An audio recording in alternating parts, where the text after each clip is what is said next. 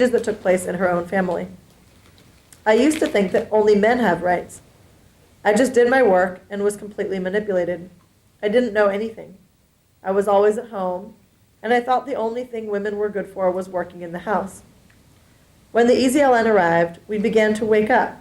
I began to realize that life doesn't have to be how I was living it. We heard that women can participate too. I already had children when I began thinking that the way we were living was wrong.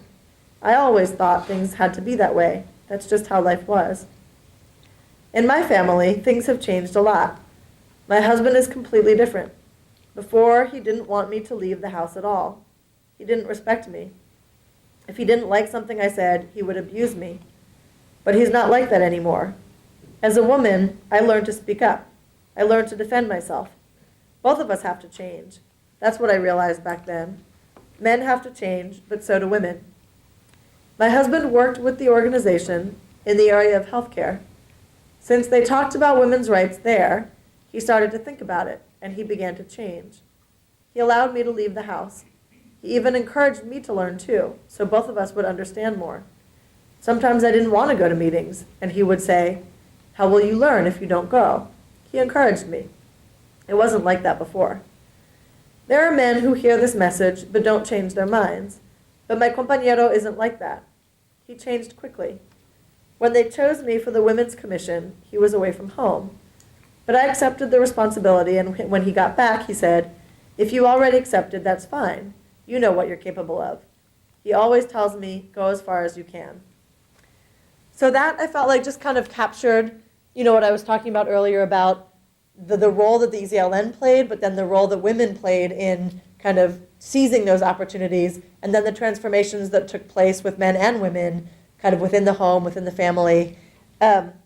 So I just wanted to spend a few minutes talking about the Zapatista model of indigenous autonomy, because I think on the one hand, it is one of the things that the Zapatistas continue to be the most well known for.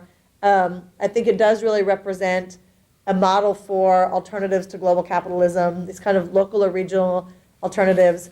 And it also very much incorporates kind of women's rights and gender. So I know we're kind of touching on a bunch of different things, and I want to try and leave a few minutes also for just questions or more discussion. But so the Zapatistas have what is kind of autonomous government, autonomous healthcare, education system, and economic infrastructure. The government, they didn't used to call a government. They used to just call them autonomous councils, where in each each village has its own kind of local authorities. They have a local assembly which makes decisions, and then they have regional authorities, and then that kind of region has what's called an autonomous council. So all of that structure existed kind of starting in the early to mid-90s, developed over time. I think when the Zapatistas realized that the Mexican government was never going to implement the San Andres Accords, they basically said, we're just going to implement them ourselves. We're going to put autonomy into practice ourselves. And at some point, they did actually start calling it el buen gobierno, which means the good government, and they refer to the Mexican government as el mal gobierno, the bad government. So they now consider it sort of two states, two governments. So they have these councils, they have juntas de buen gobierno, which is kind of the regional structure that are the good government councils. Then they have commissions on various different subjects. So they have the Health Commission and Education Commission. The Honor and Justice Commission is sort of like the justice branch, the judicial branch of the government, and they resolve disputes, and they have a model that is closer to what's like sort of what we call restorative justice or transformative justice, that is focused more on kind of healing the problem and reaching an agreement than on punishment, although they do actually have these small jails, which they occasionally use. But mostly when men are drunk is the main reason they use the jails. They're not like typically locking people up for years at a time. But so this sign says, "Está usted en territorio Zapatista rebeldía, aquí manda el pueblo y el gobierno obedece." So you are in rebel Zapatista territory. Here, the people lead and the government obeys. So mandar obedeciendo is kind of like the guiding philosophy that they use in the government, in their autonomous government, which means to lead by obeying. And they basically say that what they want to have is a system that instead of the government kind of making decisions and imposing it on the people oftentimes through these assemblies make the decisions, and the authorities really implement those decisions rather than being the ones to make those decisions. So it's much more a kind of, some of it draws on indigenous tradition, some of it draws on different kind of revolutionary or political traditions, but it's much more kind of a notion of participatory democracy rather than representative democracy. I mean, they do have representatives where there's, regional authorities represent kind of each of the different villages, but the sense is that people are all participating in important decisions, and then the authorities kind of carry those decisions out. The autonomous education really grew out of, as Selena mentioned, some villages had schools and some didn't. In the fincas, a lot of communities didn't have access to school at all. In some of the villages where the Mexican government did have schools, the indigenous communities felt like they were very much used to undermine indigenous culture. And so one of the reasons they wanted to create the autonomous education system was to create something that was respectful of their own culture. And so that was a big kind of push to make education accessible where it hadn't been, but also to make it according to their own values. And there's been a big push within the autonomous education system also around women's rights. Like I mentioned, a lot of times, even where there were schools, girls were not sent to school. Again, just because of the general sense of, women didn't have rights, girls didn't need an education. So there's been a big push to make sure that girls and boys are kind of going to school equally. And then, I don't have a picture specifically for the healthcare. This is just an autonomous school. And it's just an example of one. But the autonomous healthcare system, again, kind of draws on indigenous traditions in the sense that there's a lot of knowledge on medicinal plants, there's midwifery, there are bone setters. Did you want to jump in? The grammar is interesting. Escuela Autónoma. Yes, Spanish is their second language. No, I think it was just a grammatical mistake. So he's commenting on the fact that Escuela Autónoma, actually, it would be correct if it had an A. I think that, because Spanish is their second language, you'll come across grammatical mistakes like that. That they're all Mayan communities. So, they speak Tzeltal, Tzotzil, Tojolabal, but then Spanish actually ends up being the common language because those indigenous languages aren't necessarily understandable amongst each other. And the schools also are often bilingual. Like they often teach in the indigenous language, but will also teach in Spanish. They want, the kids to have access to, being able to move in the world of Spanish speakers, but also maintain their own culture. So healthcare is sort of similar. They draw on all of those cultural traditions, but they also kind of will have doctors come in and teach the health promoters and really combine in the same way that I think the EZLN has been very good at pulling from different political traditions. They also sort of pull from indigenous traditions as well as kind of Western medicine, for example. And then the last thing is kind of the economic collectives. So as I mentioned, this was the thing that I was working on, and the economic collectives in a lot of ways are kind of a building block for what they call a solidarity economy, where the economy is based on cooperation and the collective well-being as opposed to individual profit, generating profit for individuals. So on the one hand, they are facing, they're still facing, even with the land takeovers, for example, the history of poverty. I mean, they're very poor communities. They're still subsistence farmers. But so, with the collectives, they kind of pool their resources and they generate resources back into the communities. And with the vegetable gardens, for example, this is, women working in a vegetable garden. They then distribute and just have access to, green vegetables that can make a dent in the malnourishment that, children historically are very malnourished. So when they had the vegetable gardens and the chicken raising collectives in particular were a strategy against malnourishment. And then they have other types of, they have artisan cooperatives, for example, that sell to an external market and will bring kind of resources in. So I think that might be my last picture. Yes, that's the end of the slideshow. So that's just kind of, so all these different structures of autonomy, political, social, economic, are, I do think continue to be a very inspiring model of what, what can be local or regional alternatives to global capitalism. Our context is very different, but, I know Madison, for example, has a lot of worker-owned cooperatives. There are a lot of kind of these types of projects. And I think it's just, it's important to have inspiration and examples of, it can work, it can be successful, it can be this very integrated thing where, one of the things that I take away from the Zapatista movement, aside from the whole kind of all of the lessons around kind of that particular interest that I have in kind of the relationship between women and social movements, but as the, in terms of this kind of alternative to global capitalism, I think the fact that it's very integral, like integrated, they work on land, they work on health, they work for indigenous rights, and all these different things are kind of integrated into one kind of holistic vision of what the society that they're building could look like. And then Sarah mentioned in the introduction, I actually just recently left, but the organization that I was working for many years, Make the Road New York, the name comes from a Chilean poem, which includes the phrase "make the road by walking."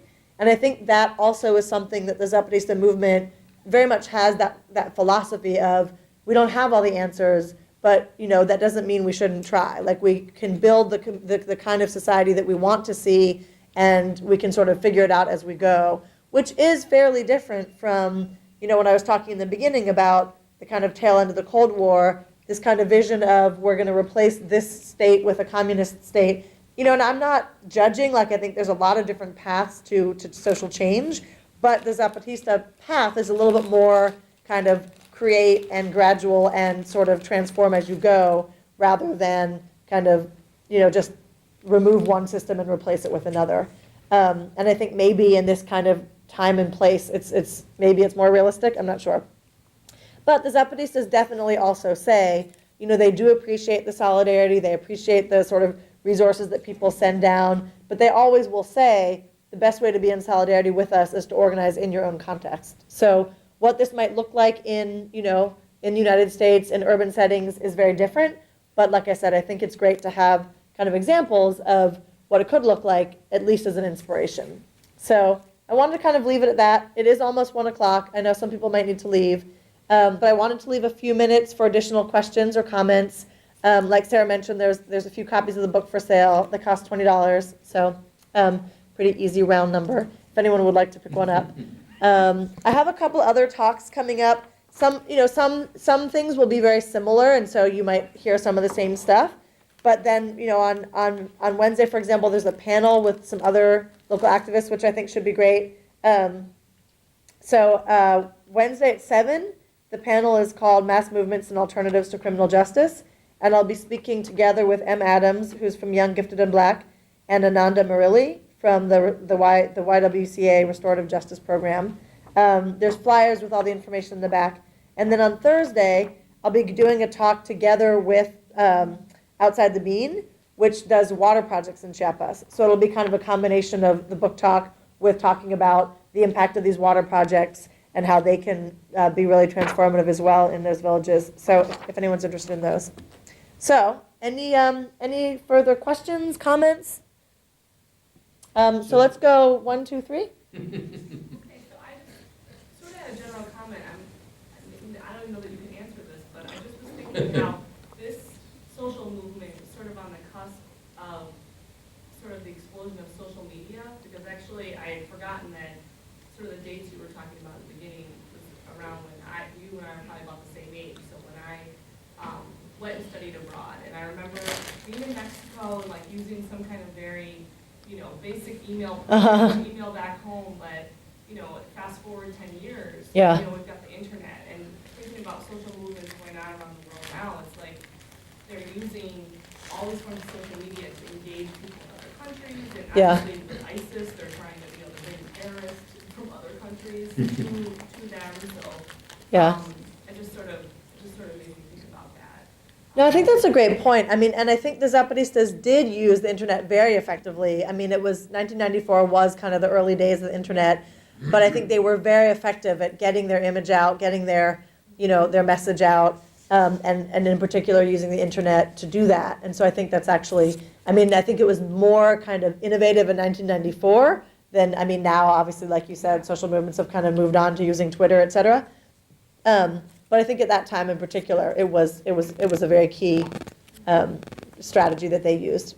And also a question is, I wonder how recently, since you've been there, what the sort of status is of this whole, I don't know what you want to, I mean, I guess movement. Yeah. So, I mean, I haven't been as back as often. When I first moved back in 2003, I would go back every kind of once or twice a year. Now I go back maybe once every year or two. But, I would say, like, part of the reason I wanted to focus on the project of autonomy is because that, I think, in some ways is the thing that's most kind of alive and well.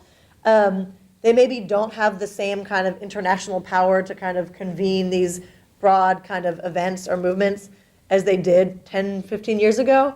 I think they still have a lot of that power in Mexico, and I think people around the world still really continue to be kind of influenced and inspired by the Zapatistas. But in some ways, just the fact that this, that their kind of project is alive and well 20 years after the uprising is pretty amazing, with the level of counterinsurgency that the Mexican government has carried out against them. They have held mobilizations and gatherings in recent years, and I think there's a whole generation also of young Zapatistas who were born since the uprising. So anyone who's less than 21 was born since the uprising. So there's this whole generation of young people who also have kind of grown up in this context, and I think that gives it in some ways this whole new life. Like with the question of gender, even though there was these amazing transformations that took place, there also were certain things that I think were just easier for another generation to kind of implement.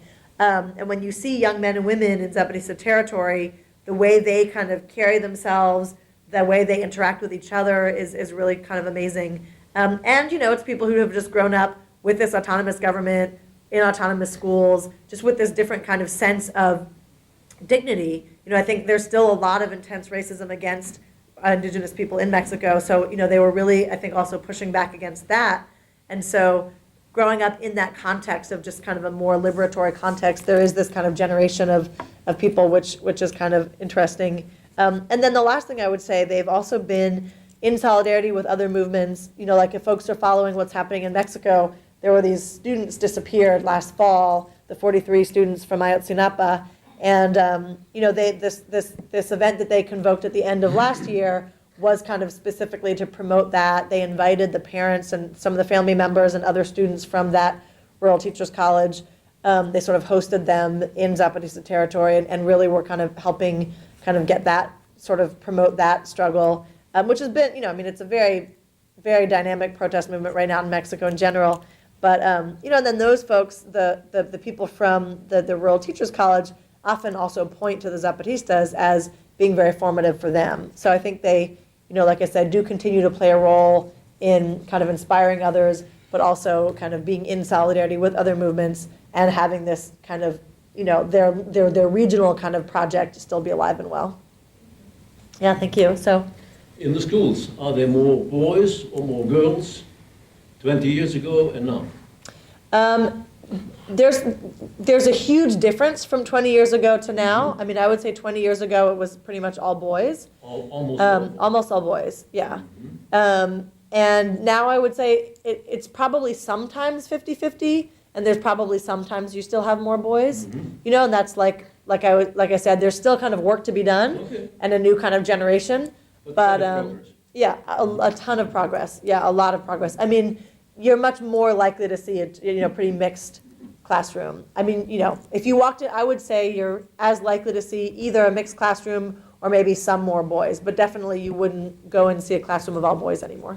And in the population out in the street, 50-50 is about. Yeah, yeah, I would Not say. as in China, no. Not as far as I know, no. And you had a question or comment? Very Thank you. interesting presentation. First of all, I'd like to congratulate you on your manner of participation. Thank you. Involving the people and et cetera as you're speaking and Thank you. not reading from notes. Anyhow, my question is, you presented the Zapatistas as if they were some sort of grassroots movement, developing independently from their own culture and their own problems, et cetera. But this idea of the dual government, they have that in